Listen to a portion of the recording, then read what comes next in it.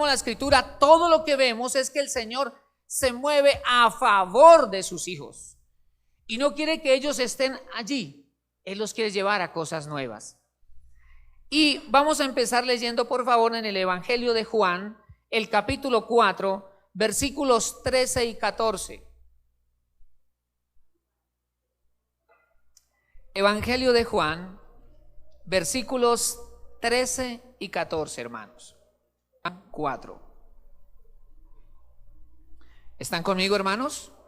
Juan 13 dice: respondió Jesús y le dijo: cualquiera que bebiere de esta agua volverá a tener sed, mas el que bebiere del agua que yo le daré, no dejará, sino que el agua que yo le daré será en él una fuente de agua que salte para vida eterna. Amén. El Señor Jesús le pide agua a una mujer samaritana que estaba sacando del pozo de Jacob. Y se entabla una conversación y el Señor aprovecha esa situación para enseñarle acerca del agua de vida eterna. Aquí Jesús está hablando del agua de vida eterna. Y nos dice: agua natural sacia la sed por un momento, pero luego la persona volverá a tener sed. En cambio, quien logra beber del agua que Jesucristo no volverá a tener sed, o por lo menos tendrá vida eterna, es lo que el Señor Jesús dice. O sea, la persona está en Jesucristo. ¿De qué agua está hablando el maestro aquí? El Señor Jesucristo está diciendo que solo en salvación. No hay otro camino, no hay otro mediador entre Dios y los hombres sino Jesucristo el Señor. No hay otro camino de salvación. Solo en Jesucristo el hombre encuentra respuestas a sus preguntas, como su origen, su destino, su razón de ser en la tierra. Solo en Jesucristo el Señor encuentra respuesta.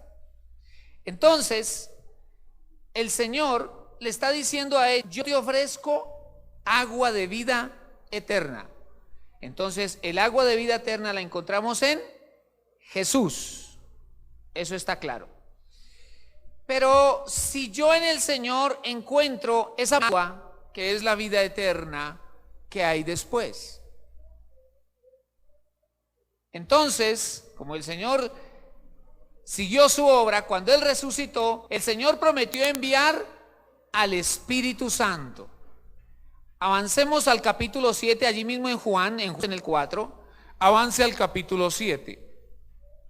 Ahora el Señor aquí enseña algo más a sus discípulos y les habla de una experiencia que los discípulos van a vivir después de la experiencia primera. Es decir, hermanos, la salvación es lo primero que nosotros recibimos, la certeza de la vida eterna. Pero el Señor luego nos da su Espíritu Santo. Vamos a leer por favor Juan capítulo 7, versículo 37. Si están conmigo me dicen amén, por favor. Verso 37. En el último y gran día de la fiesta, Jesús se puso en pie y alzó la voz: si alguno tiene sed, venga a mí y beba. Cree en mí, como dice la Escritura, de su interior correrán ríos de agua viva. Cuando uno lee ese texto, uno dice: Jesús está usando el Antiguo Testamento. Jesús está diciendo como está escrito. El Señor se basa en un pasaje del Antiguo Testamento y viene todo en mí, como dice la Escritura, de su interior ríos de agua viva. ¿Dónde están los ríos de agua viva para ti?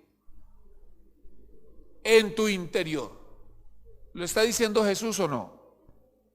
El que cree en mí, de su interior correrán ríos de agua viva. Entonces los ríos de agua viva están en tu interior.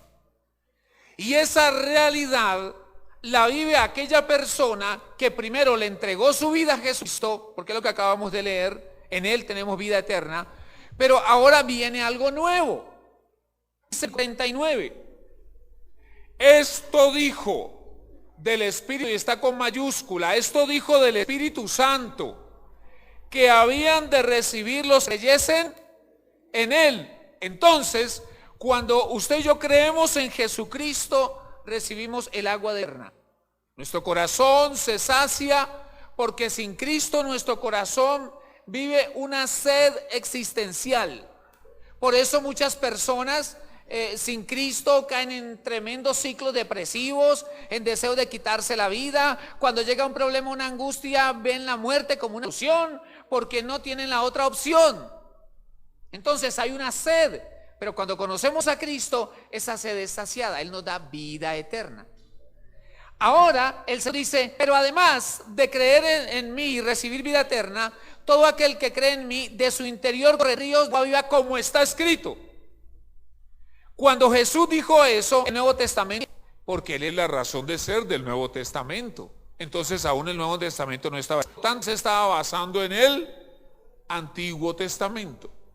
Y lo tremendo de esto es que tú en el Antiguo Testamento no encuentras un pasaje que literalmente diga eso. En el Antiguo Testamento no hay un texto que diga de manera literal, de su interior correrán ríos de agua viva.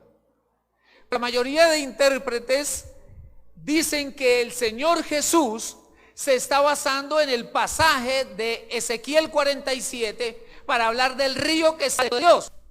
De manera que así como del templo de Dios y del trono de Dios sale un río, cuando tú te haces templo de Dios y Él se sienta en el trono de tu corazón sale un río. Y por eso Jesús dijo, de su interior correrán ríos de agua viva. ¿Me estoy haciendo entender, amados? Ahora, lectura que el Señor dijo esto del Espíritu Santo. Y hay dos requisitos o dos fundamentos para que el creyente viva esa realidad del Espíritu Santo. Ya dice él adelante, si alguno tiene sed.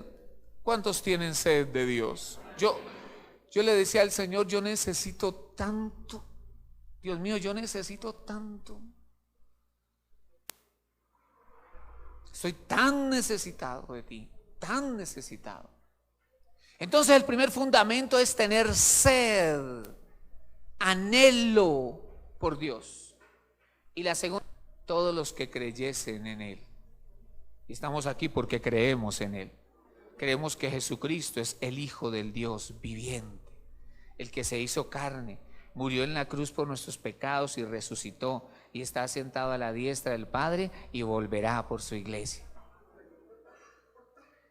Entonces dice el versículo 39, esto dijo del Espíritu Santo que habían de recibir los que creyesen en Él, pues aún no había venido el Espíritu Santo porque Jesús no había sido aún glorificado. Entonces cuando Jesús dijo eso, la realidad la vivirán después de que yo resucite y vaya al Padre.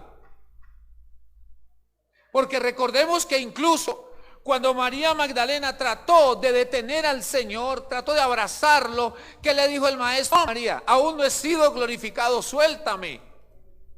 Entonces el ser glorificado era ir a la presencia de Dios. Era cuando él recibiría ese nombre sobre el hombre. Entonces cuando el Señor asciende, traspasa los cielos y se presenta ante el Padre como sacerdote y como sacrificio a la vez, entonces el Padre abre el sacrificio del cielo sobre los 120 y se derrama el Espíritu Santo. Entonces los 120 comienzan a vivir la realidad de los ríos de agua fluyendo desde su interior. Y es por eso que nos impactado por la iglesia. Entonces, uno de los objetivos de que de nosotros fluya ríos de agua viva es que otras personas sean tocadas por el poder de Dios. Cuando nosotros nos pasamos la vida 5, 10, 15, 20 años y no hemos ganado a nadie para Cristo, no hemos manipulado a nadie, pues ese río tiene dificultades. Tal vez no sea río, puede ser un arroyo, puede que en verano se seca. Porque una evidencia de que el río es que otros corazones son impactados. Entonces, vemos aquí que la obra del Espíritu Santo está relacionada con agua viva. En el oriente la expresión agua viva tiene que ver con una fuente que nunca se seca, siempre estará fluyendo. Todo aquel que se acerca a Cristo será saciado. Todo aquel que se acerca a Cristo, de su presencia nunca saldrá con las manos vacías. Entonces, como el Señor Jesús se basó en la profecía de Ezequiel, en la visión de Ezequiel, entonces nosotros vamos a mi segundo lugar. Dios permite al profeta Ezequiel lo que hace el río del Espíritu. Acompáñeme entonces a Ezequiel, capítulo 47. Libro del profeta Ezequiel, capítulo 47. ¿De dónde fluyen los ríos de agua viva?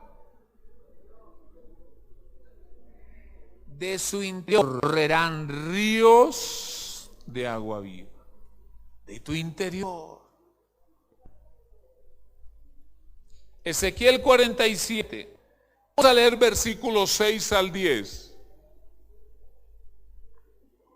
Como voy de la Biblia, ustedes le van a prestar mucha atención a esos detalles y acordes. Ezequiel 47, versículo 6. ¿Están conmigo, hermanos? Verso 6. Y me dijo: ¿has visto, hijo de hombre? Después me llevó y me hizo volver por la ribera del río, es decir, por la orilla del río. Y volviendo yo, vi que en la ribera del río había muchísimos árboles. ¿Cuántos? Muchísimos árboles, a uno y otro lado. O sea, había abundancia de árboles. Y me gusta mucho eso, porque toda la escritura es inspirada por el Espíritu Santo, y por eso tenemos que prestarle atención a cada palabra. En este caso hay una palabra que árboles. Mire que ni siquiera dice muchos, dice muchísimos árboles. A una orilla y a la otra, ¿verdad? Versículo 7. Y volviendo yo, vi que en la ribera del río había muchísimos árboles a uno y otro lado, y dijo, verso 8, estas aguas salen a la región del oriente y descenderán al Arabá y entrarán en el mar, y entradas en el mar recibirán sanidad las aguas. O sea que el río del Espíritu trae sanidad. Amén. Verso 9. Toda alma viviente que nadare por donde quiera que entrar en el río vivirá. O sea que el río del Espíritu trae vida. Y habrá, ¿cuántos peces? Muchísimos peces. Yo viví la pesca. Sí, estoy hablando de los que vivían alrededor del mar de Galilea, orillas del mar Mediterráneo, aunque la región estaba ocupada generalmente por los filisteos, ¿cierto? Pero ellos sabían muy bien el tema de la pesca. De hecho, recordemos que cuando a Jesús le presentaron comida para que la multiplicara, siempre le presentaban peces y pan. Entonces, en primer lugar, vemos aquí provisión abundante.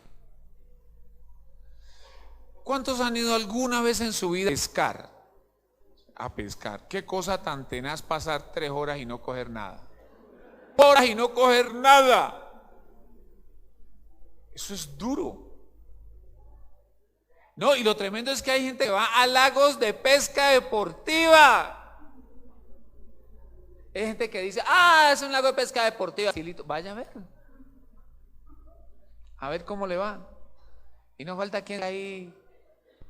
Sino, claro que para no perder la honra en la salida, me da el favor y me escope, me da el favor. ¿Cómo le fue? Ahí traje, vean. Está libre de pesquisa. Entonces, cuando nos habla de muchísimos peces, nos está hablando de abundancia, de provisión. Hermano, ¿a quién no le gusta abrir la nevera y verla llenita? ¿Ah? ¿Verdad? A ver que en la casa hay provisión. Pero también Jesús le dijo a Pedro: te haré pescador de hombres.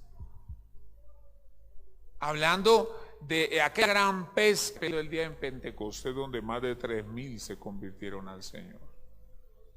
Entonces también esto nos está hablando de una multiplicación del pueblo de Dios. Eso quiere decir que cuando el río del Espíritu fluye, hay crecimiento. Sigamos leyendo. Versículo 9. Dice: y habrá muchísimos peces por haber entrado allá en aguas, y recibirán sanidad, y vivirá todo lo que entrare en este río. Y el último versículo que vamos a leer, el versículo 10. Y junto a él estarán los pescadores, desde Engadi hasta Eneglaim será su tendedero de redes, y por sus especies serán los peces tan numerosos como los peces del mar, es decir, los peces del mar Mediterráneo. No solamente habrán muchísimos peces, sino que habrá una gran variedad. Y usted ha visto, por lo menos a mí me gusta ver esos documentales de la naturaleza, y me encanta ver cuando pasan esos corales hermosos, tan coloridos, tan diversos en su flora y en su fauna, unos peces impresionantes, unas manifestaciones de vida que ni siquiera uno sabía que existían, y en la mano de Dios. Y yo digo, si en esta tierra, bajo maldición, ¿cierto? Porque aún no ha sido plenamente redimida, se ven aquellas cosas hermosas, ¿cómo será en el río del Espíritu? ¿Cómo será? El hecho es que en esta porción que nosotros acabamos de leer, vemos resultados maravillosos del río del Espíritu. La cantidad de bendiciones, dice que habla de abundancia de árboles. Y el contexto dice que las hojas de aquellos árboles nunca caerán y su fruto nunca faltará. Nos habla de sanidad, nos habla de bendición, nos habla de abundancia. Y yo creo, hermanos, al leer textos como ese, que esa es la voluntad de Dios para sus hijos. Eso es lo que el Señor ha establecido. Vida abundante en el Espíritu, prosperidad en el alma y abundancia material. Eso lo enseña la Escritura. Eso creo que lo deseamos. Dios también quiere darlo a sus hijos. Pero aquí surge una pregunta. En estos detalles del versículo 6 al versículo 10, está haciendo Ezequiel para vivir del 6 al 10. Eso está del 1 al 5. Que por favor, entramos aquí al tercer punto. Tercero, Dios quiere llevarnos a nuevos niveles en el Espíritu. ¿Cuántos creen eso? Dios quiere llevarnos a nuevos niveles. Dios no es religioso, Dios no es rutina. Dios quiere llevarnos a nuevos niveles en el Espíritu. De hecho, por eso nos dio su Espíritu Santo. Y por eso, hermanos, es tan importante desarrollar nuestra comunión, conocer al Espíritu Santo, desarrollar un Biblia al Espíritu Santo, abrir nuestro corazón a las cosas del Espíritu, permitir que a través de su palabra nos revele, nos enseñe, nos hable. Una de las cosas que impide la revelación del Espíritu Santo es un corazón o una mente cuadriculada, ¿no? No, Dios se manifiesta es así y así, Dios es así y ya, hay 3 versículos tenemos y con este es Dios. Y si se me sale de ahí, eso no es de Dios. ¿Entender, hermano? Y pareciera que nosotros le dijéramos a Dios cómo es que... Y entonces si hace alguna cosa que no está dentro de mi marco, entonces lo califico demoníaco. Y no es otra cosa que una gran ignorancia de las cosas. Pero pastor, pero mire que la Biblia, escribas y fariseos condenaban a Jesús y le decían que estaba endemoniado, que todo lo que él hacía era del diablo, que por eso echaba fuera demonios. Le dijeron, tú por Belcebú. Imagínate a alguien pararse de frente a Jesús y decirle, tú por Belcebú haces esos milagros. Esas manifestaciones que hay en tus reuniones, eso es de Belcebú. Y eso no ha cambiado hoy. Y creo ahora que hay errores en las manifestaciones también. Y tenemos que tocar estos temas y por eso tenemos que estudiar la Escritura. Pero los errores que han sucedido en el pasado y los errores de otros no tienen por qué hacerme negar a lo nuevo que el Espíritu Santo quiere traer. Lo que tengo que hacer es entrar en la escuela del Espíritu, sacudirme la cabeza de la religión, de la tradición, de lo que los hombres me han enseñado, para permitir que el Espíritu Santo me revele sus asuntos. Continuemos, hermano. Ezequiel 47. Bueno, Dios quiere llevarnos a nuevos niveles en el Espíritu. Ezequiel 47 del versículo 3. Atención a esto. Versículo 1. Me hizo volver luego a la entrada de la casa. Cuando allí dice casa es templo. El contexto es el templo. Me hizo volver luego a la entrada de la casa, y he aquí aguas que salían de debajo del umbral de la casa hacia el oriente, porque la fachada de la casa estaba al oriente y las aguas descendían de debajo hacia el lado derecho de la casa, al sur del altar. Y me sacó por el camino del norte y me hizo dar la vuelta por el camino exterior fuera de la puerta. Oiga, el camino de la calle al oriente. ¿Sí ve todo ese poco de vueltas? Por aquí, por acá, por este umbral, por el altar. ¿Cómo diríamos nosotros? No, a ver, tanta volteadera, maestro. Por favor, pongámosle orden. ¿A dónde me va a llevar? El viernes estudiábamos acerca de Abraham. Y la Biblia nos dice que Abraham salió sin saber a dónde iba. Pero ¿cómo somos nosotros? Dígame, ¿y cómo es el asunto? ¿Y para dónde vamos? ¿Y en cuánto tiempo? ¿Y usted qué es lo que va a hacer? Y vea, ya llevo 2 meses y no me ha respondido. ¿Qué es lo que pasa? Como si Dios estuviera a nuestro servicio.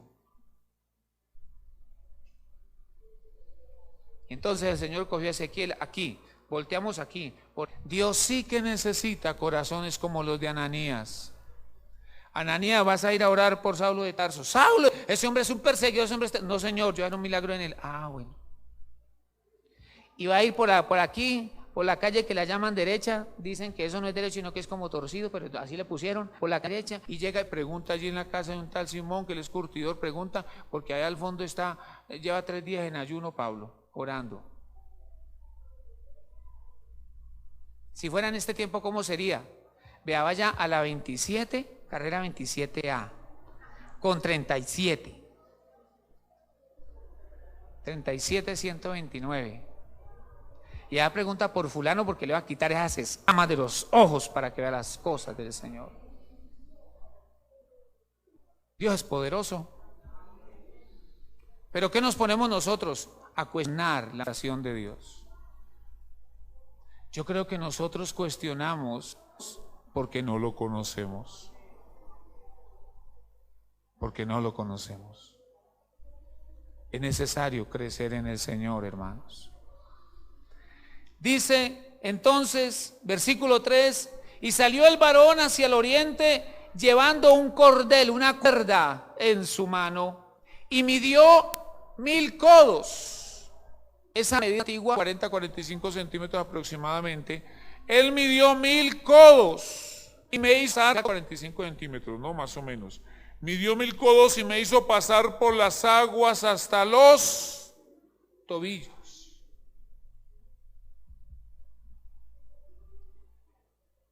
Hasta los tobillos. Tenemos que tener en cuenta que en la Biblia la imagen del agua limpia generalmente representa al Espíritu de Dios.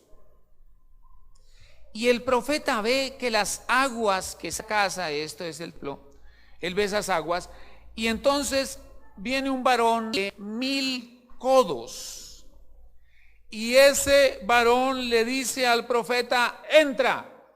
Y el profeta dice que él entró allí, pero las aguas le llegaban ¿hasta dónde? Hasta los tobillos.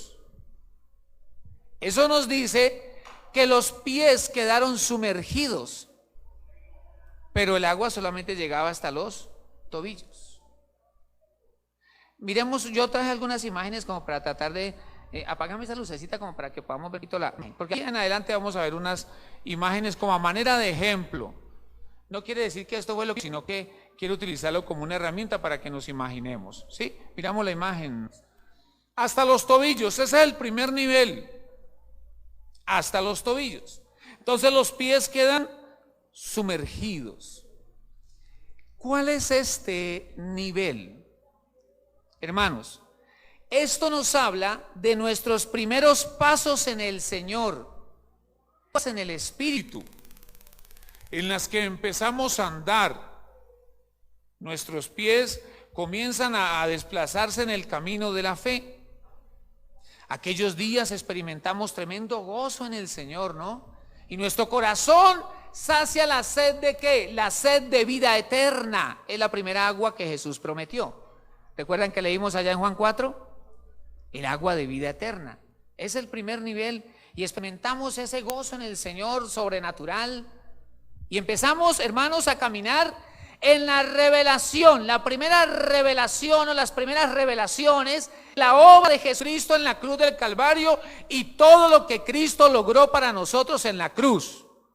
Ese es el primer tiempo. Allí comenzamos nosotros a caminar. Es interesante ver que Ezequiel va entrando en la medida en que el varón va midiendo y él va avanzando. No nos dice por cuánto tiempo entró, por cuánto tiempo caminó, hasta dónde llegó. Pero es cierto que cuando usted no se queda en la orilla. Usted tal vez empieza en la orilla tocando qué tan frío está. Como en el chorro, cuando el día está frío. Hay hermanos que empiezan todo un protocolo con el chorro frío.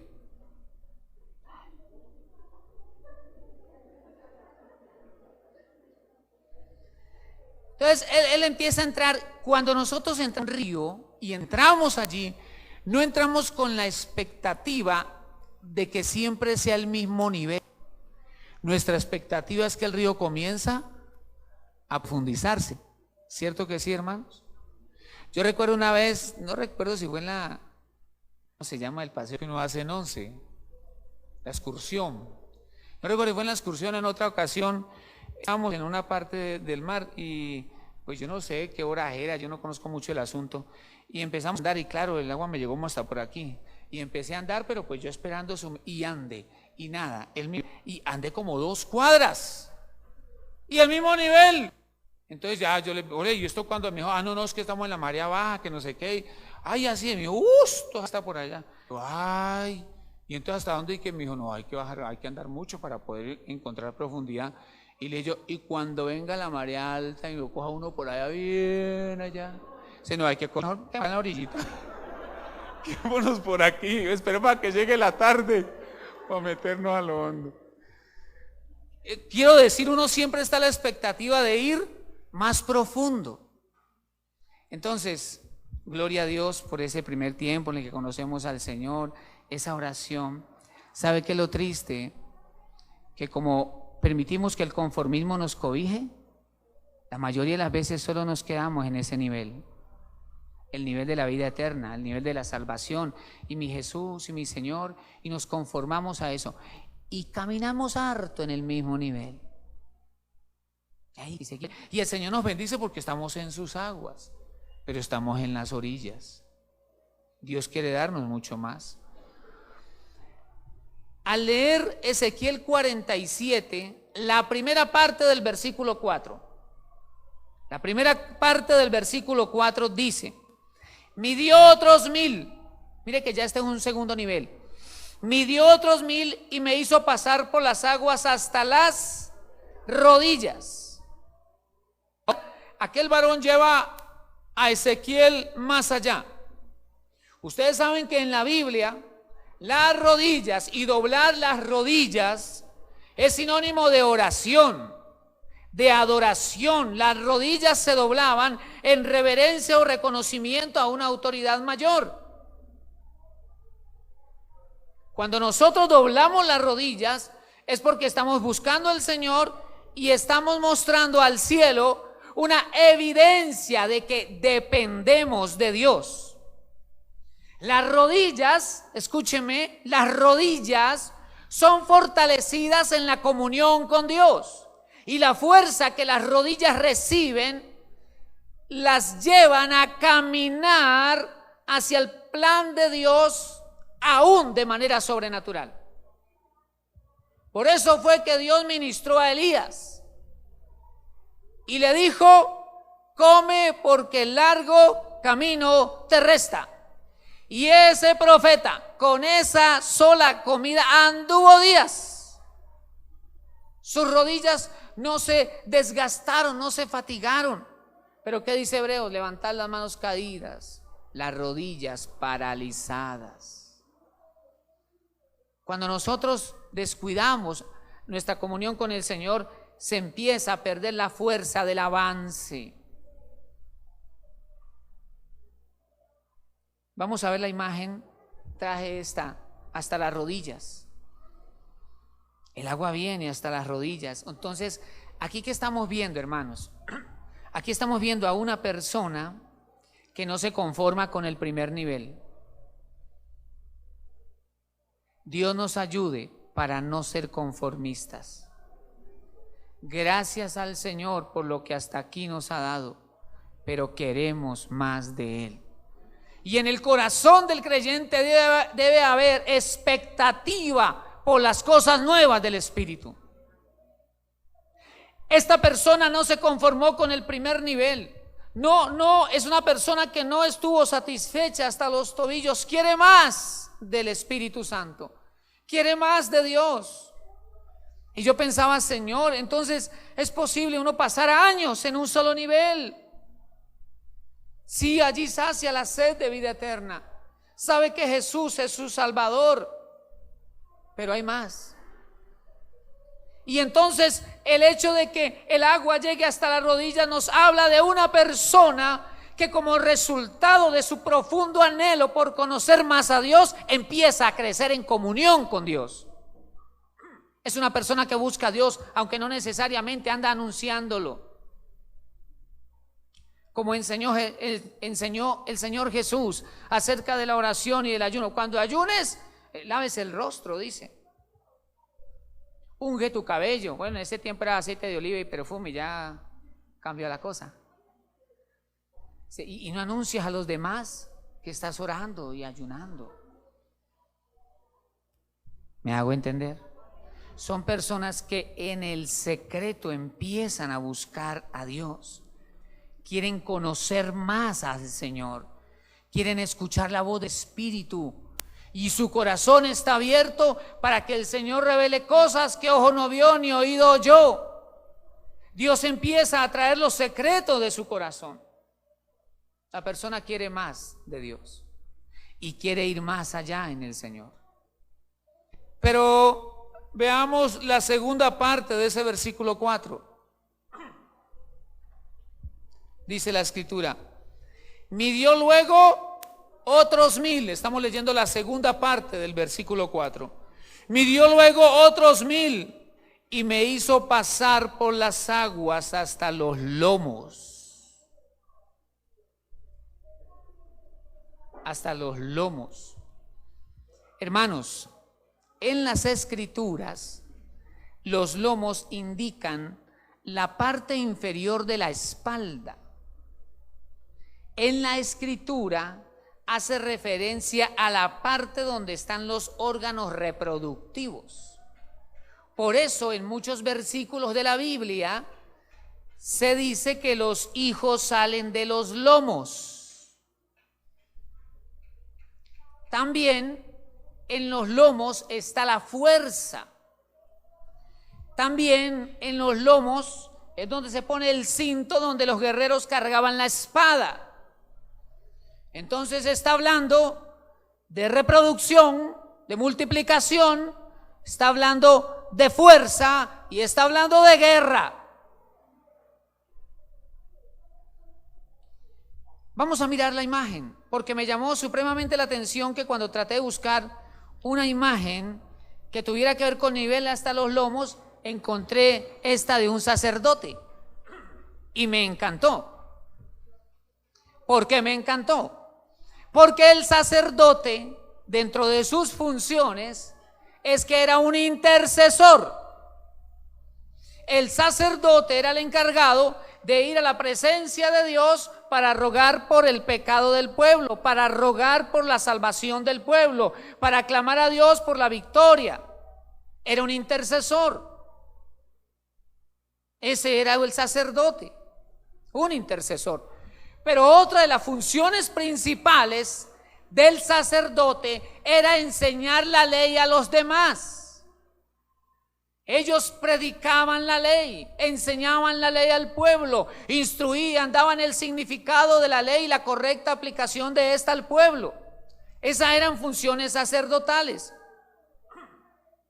Entonces, aquí estamos viendo a una persona que no se conformó con las rodillas, una persona que quiere ir más allá, una persona que quiere que las aguas lleguen a los lomos. Entonces estamos hablando, escúcheme, de una persona que se dispone para que el Señor lo use. No se conforma con ser un cristiano por periodos, porque hay cristianos por etapas. Son cristianos por allá de febrero a junio, porque en julio está la feria. Y de septiembre a noviembre, porque ya después llegan las fiestas de diciembre. Hay cristianos por meses. ¿Qué hubo, hermano? ¿Qué pasó? ¿Usted por qué no ha vuelto? No, estoy en un descanso. ¿Usted no volvió a la iglesia porque está en un descanso? Sí, estoy en un descanso. Bueno, igual uno no es juez para condenar a nadie, ¿no? No faltaba más. Pero tenemos que cuidarnos de esos descansos. Porque aquí estamos viendo a alguien que se dispone para que el Señor lo use. Y escúcheme, como estamos hablando de los lomos, se dispone para que Dios a través de él o de ella tenga muchos hijos espirituales. Como hablamos de un intercesor, estamos hablando de una persona, porque es que a nosotros nos gusta mucho. Hermanos, ¿cuántos son reyes y sacerdotes? Amén. ¿Y eso qué significa? ¿Cuál es el compromiso frente a esa verdad? Porque está en la palabra de Dios. Somos reyes y sacerdotes para Dios. ¿Pero qué significa eso? ¿Qué significa ser sacerdote para Dios? Entonces, como eran personas de intercesión, son personas de intimidad con el Señor. Y como resultado de esa intimidad nacen muchos hijos espirituales, porque los hijos se conciben en la intimidad. Como resultado de esa intimidad con el Señor, comenzamos a multiplicarnos y a tener hijos para el Señor, hijos espirituales. Es una persona que sabe, que conoce los planes de Dios y le da prioridad a los planes de Dios. Amados hermanos, a mí me da la impresión que a veces nosotros nos concentramos tanto en nuestros planes que los de Dios para nosotros ocupan un tercer, cuarto y hasta quinto lugar. ¿Y sabe en qué error caemos? Queremos es que el Señor nos dé de todo, pero nosotros le damos poco. Como el embudo, ¿verdad? Una boca grande para recibir, pero pequeñita para salir. Y el Señor quiere que nosotros llevemos fruto para Él. Jesús dijo: en esto es glorificado mi Padre, en que he hecho fruto. Amados hermanos, el cristiano debe multiplicarse. Gracias por ese amén, hermanos. Casi me levantan a la pared allá. Casi quedo al lado de ese sacerdote.